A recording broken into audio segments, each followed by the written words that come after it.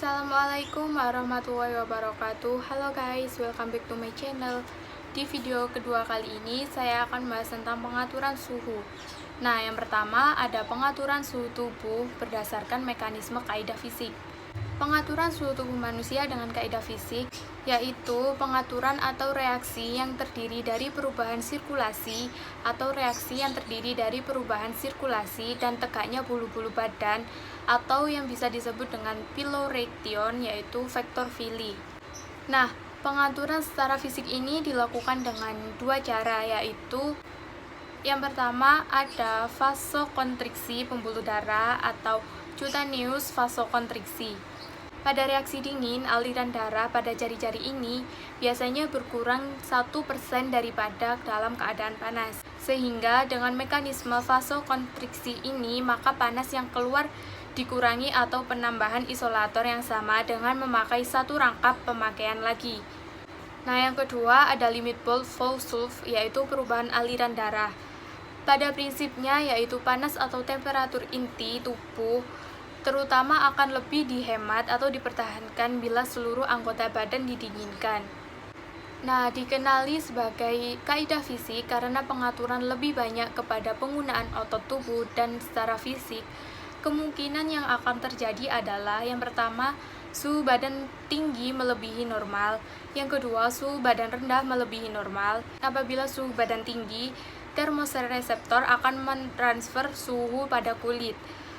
Dan di otak, hipotalamus akan berfungsi sebagai termostat untuk mengatur suhu darah yang melaluinya. Mekanisme koreksi akan dirangsang oleh hipotalamus dengan menggunakan koordinasi tubuh.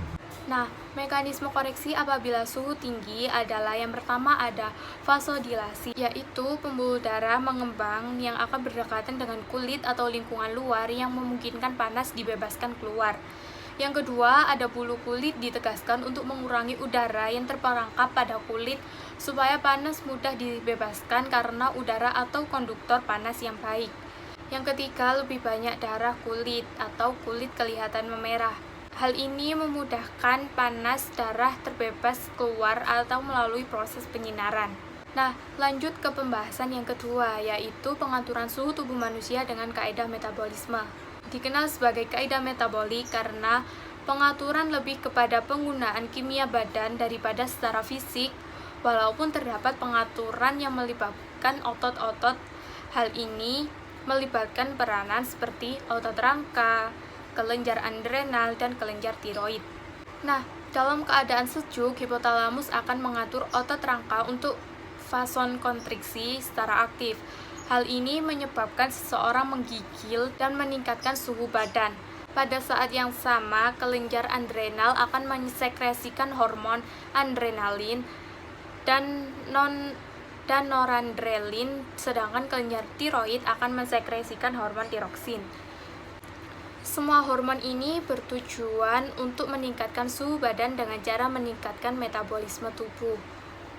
Dalam keadaan panas, aktivitas otot rangka akan berkurang, begitu juga dengan sekresi hormon-hormon tertentu oleh kelenjar adrenal dan kelenjar tiroid akan berkurang.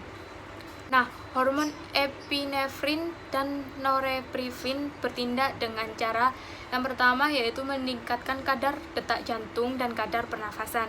Yang kedua, meningkatkan tekanan darah. Yang ketiga, meningkatkan metabolisme badan. Yang keempat, meningkatkan kadar gula darah dengan merangsang pengubahan glikogen ke glukosa. Nah, lanjut ke pembahasan suhu tubuh berdasarkan usia. Banyak yang menganggap bahwa suhu tubuh normal berkisar pada 30 derajat Celcius, padahal angka tersebut tidak bisa dijadikan sebagai patokan sebab suhu tubuh seorang bisa lebih rendah atau bahkan lebih tinggi. Hal ini dapat ditentukan berdasarkan usianya. Berikut ini suhu tubuh normal manusia berdasarkan kelompok usia. Yang pertama ada suhu tubuh normal, yaitu untuk orang dewasa. Untuk orang dewasa, suhu tubuh normal biasanya berkisar antara 36,5 sampai 37,5 derajat Celcius. Kemudian, jika sudah menunjukkan angka 38 derajat Celcius, maka ini sudah dapat dikategorikan sebagai demam loh. Lalu, saat tubuh menunjukkan angka 39,5 derajat Celcius, maka ini sudah dapat dikategorikan sebagai demam tinggi. Dan suhu 41 derajat Celcius termasuk demam sangat tinggi. Jadi, kamu tidak usah khawatir kalau suhu kamu tidak menunjukkan angka 37 derajat Celcius, sebab setiap individu bisa memiliki angka yang berbeda. Yang kedua, ada suhu tubuh pada anak-anak. Nah, untuk suhu tubuh normal untuk anak-anak ini hampir mirip dengan orang dewasa ya. Bagi anak-anak berumur 3-10 tahun biasanya memiliki suhu tubuh normal sekitar 35,5 hingga 37,5 derajat Celcius. Lalu, bagaimana kalau sudah melampaui angka tersebut? Dapat dikatakan bahwa si kecil mengalami demam. Yang perlu diketahui oleh orang tua, suhu tubuh normal anak juga dapat ditentukan dengan melakukan beberapa kali pengukuran di waktu yang berbeda. Misalnya pada pagi, siang, sore, dan malam hari. Lakukan pengukuran ini selang beberapa hari sehingga suhu rata-rata normal dapat ditentukan. Normalnya, bayi berusia 0-2 tahun memiliki suhu tubuh normal sekitar 36,6 hingga 37 derajat Celcius. Angka tersebut pun dapat meningkat apabila ketika sedang memasuki usia tumbuh gigi. Pada momen tersebut, bayi pun bisa mengalami demam. Tapi tak usah khawatir ya, sebab hal tersebut termasuk hal yang wajar. Suhu tubuh normal bayi memang lebih tinggi dibanding orang dewasa. Terlebih ketika pengukuran suhu dilakukan melalui telinga atau ketiak. Hal tersebut disebabkan bayi memiliki area permukaan yang lebih luas dibanding anak-anak maupun orang dewasa. Nah, kita lanjut ke pembahasan yang keempat, yaitu suhu tubuh normal berdasarkan bagian tubuh manusia. Nah, seperti yang dijelaskan sebelumnya, suhu tubuh kita diatur oleh bagian otak, yaitu yang bernama hipotalamus. Saat kondisi tubuh terlalu dingin, hipotalamus mengirimkan sinyal untuk membuat tubuh menggigil. Tujuannya untuk menghangatkan tubuh. Jika tubuh terlalu panas, hipotalamus mengirim pesan untuk berkeringat, tujuannya agar panas meninggalkan tubuh. Di antara usia, jenis kelamin, aktivitas sehari-hari, dan pasokan cairan dalam tubuh, saat hasil pengukuran suhu tubuh lebih tinggi di atas kisaran normal, orang tersebut dapat dikatakan mengalami demam. Sebaliknya, saat suhu tubuh di bawah kisaran normal, seseorang berada dalam kondisi hipotermia. Untuk menentukan dengan pasti suhu tubuh seseorang dalam kondisi normal, demam, atau hipotermia, diperlukan pengukuran suhu tubuh dengan alat yang dinamakan termometer. Saat dicek dengan termometer, suhu tubuh di ketiak biasanya lebih rendah daripada saat termometer ditempelkan di mulut. Perbedaan lokasi pengukuran tersebut biasanya disesuaikan dengan usia dan kebutuhan akurasi. Kondisi tubuh terlalu rendah atau terlalu tinggi bisa menjadi indikasi ada masalah dalam tubuh. Umumnya suhu tubuh normal manusia berada pada 37 derajat Celcius. Akan tetapi, beberapa orang memiliki suhu tubuh normal yang lebih tinggi atau lebih rendah dibanding rata-rata tersebut.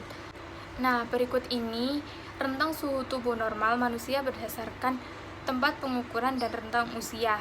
Pertama, ada usia 0-2 tahun. Nah, pengukuran suhu di mulut biasanya sekitar 35,5 sampai 37,5 derajat Celcius. Untuk pengukuran suhu di rektal biasanya sekitar 36,5 sampai 30 derajat Celcius. Untuk pengukuran suhu di ketiak biasanya sekitar 34,7 sampai 37,3 derajat Celcius. Untuk pengukuran suhu di telinga biasanya sekitar 36,4 sampai 38 derajat Celcius. Nah, yang kedua ada usia 11 sampai 65 tahun. Untuk pengukuran suhu di mulut biasanya sekitar 36,4 sampai 37,6 derajat Celcius. Untuk pengukuran suhu di rektal sekitar 37 sampai 38,1 derajat Celcius. Untuk pengukuran suhu di ketiak biasanya 35,2 sampai 36,9 derajat Celcius. Nah, yang terakhir untuk pengukuran suhu di telinga biasanya sekitar 35,9 sampai 37,6 derajat Celcius. Nah, guys, kita lanjut ke pembahasan terakhir kita, yaitu pembahasan kelima, beberapa penyakit yang berkaitan dengan perubahan suhu tubuh. Suhu tubuh sangat mudah sekali berubah dan dipengaruhi oleh banyak faktor. Perubahan suhu tubuh sangat erat kaitannya dengan produksi panas yang berlebihan.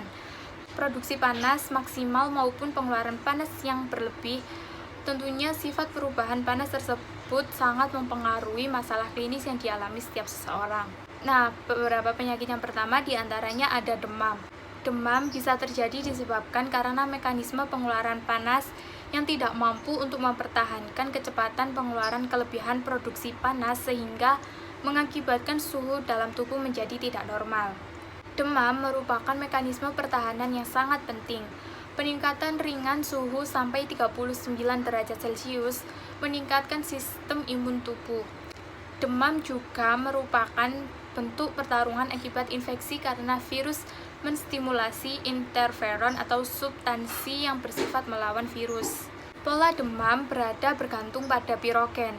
Peningkatan dan penurunan jumlah pirogen berakibat puncak demam dan turun dalam waktu yang berbeda. Selama demam, metabolisme meningkatkan dan konsumsi oksigen bertambah. Metabolisme tubuh meningkat 7% untuk setiap derajat kenaikan suhu. Frekuensi jantung dan pernafasan meningkat untuk memenuhi kebutuhan metabolik tubuh terhadap nutrien. Metabolisme yang meningkat menggunakan energi yang memproduksi panas tambahan. Nah, yang kedua ada hipertermia. Hipertermia adalah peningkatan suhu tubuh yang sehubungan dengan ketidakmampuan tubuh untuk meningkatkan pengeluaran panas atau menurunkan produksi panas.